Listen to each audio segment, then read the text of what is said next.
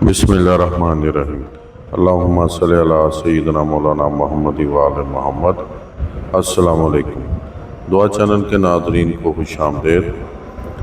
नाज़रीन, अगर आप किसी शदीद मुश्किल हालात में गिर चुके हैं और हालात का ऐसा बवर है जिसमें से निकलना आप नामुमकिन समझते हैं और आप बेबस हैं और तमाम तर कोशिशों के बावजूद कोई कामयाबी नहीं मिल रही, या आपकी कोई ऐसी हाजत है जो अरसा दराज से लटकी हुई है और पूरी नहीं हो रही, और जिस हाजत के पूरे होने पर आपकी ज़िंदगी के खुशियों का दारोमदार है, मगर हर कोशिश करने के बावजूद वो पूरी ना हो रही हो, या आप शदीद मुश्किलात में हैं और माली तंगी से बेहाल हैं, पाई पाई को मुहताज हैं, और फिर दुश्मनों ने भी चारों तरफ से घेर रखा है, तो आपकी खिदमत में आज हम एक अजीमुशान वजीफ़ा पेश कर रहे हैं। इस वजीफ़े की बरकत से आपकी तमाम मुश्किलात दूर हो जाएंगी और तमाम मुसीबतों का खात्मा हो जाएगा। कर्ज़ों से निजात, दुश्मनों का खात्मा, अलगर्ज आपकी ज़िंदगी में सुकून और चैन ही चैन होगा।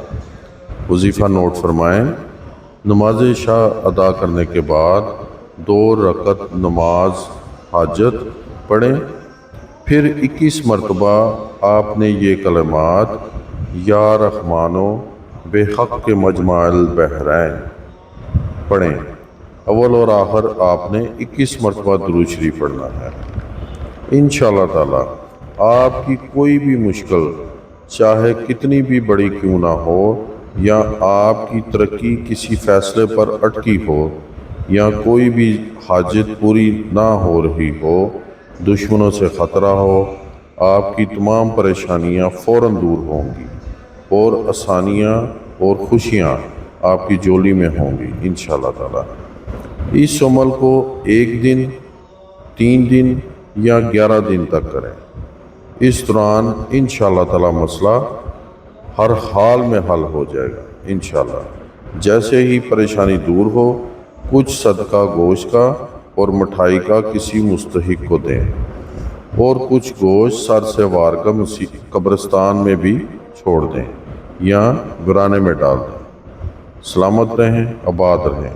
अस्सलामु अलैकुम व रहमतुल्लाहि व बरकातुहू।